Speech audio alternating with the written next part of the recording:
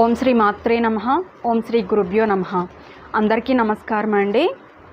మనం తరించడానికి భగవంతుడు మనకి నాలుకను పెట్టాడు. ఈ నాలుకతో దైవనామాన్ని నిరంతర స్మరణ చేస్తూనే ఉండాలండి. అందున ఇదేంటి అమావాస్య నాడు కానీ లేదా గ్రహణాలు సమయంలో కానీ మనం నామాన్ని ఎంత గట్టిగా ఎంత గొప్పగా జపం చేస్తామో అంత గొప్పగా మనకి ఫలితం అన్నది లభిస్తుందండి.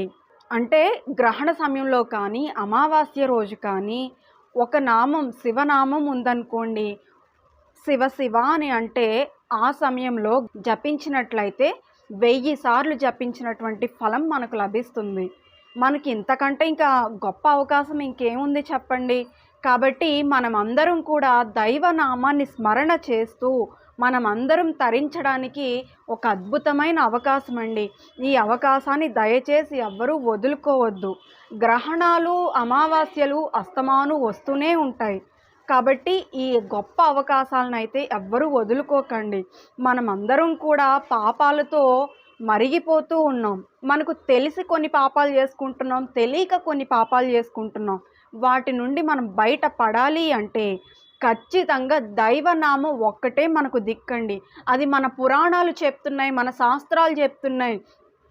శివ శివ అను, దైవనామాన్ని పలుకు, కృష్ణ అను, గోవింద అను, నీ పాపాన్ని నేను తీసేస్తానురా, నువ్వు నన్ను స్మరించు, నీ పాపం ఒక ఎండిపోయిన చెట్టు ఎలా కాలిపోతుందో అలా కాలిపోతుందిరా అని సాక్షాత్తుగా శివ మహాపురాణంలో శివుడే సాక్షాత్తుగా చెప్పాడండి.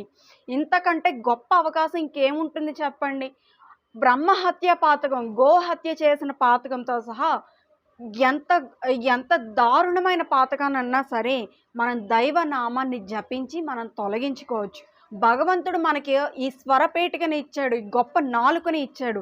దీన్ని మనం అందరం సద్వినియోగం చేసుకొని తీరాలండి.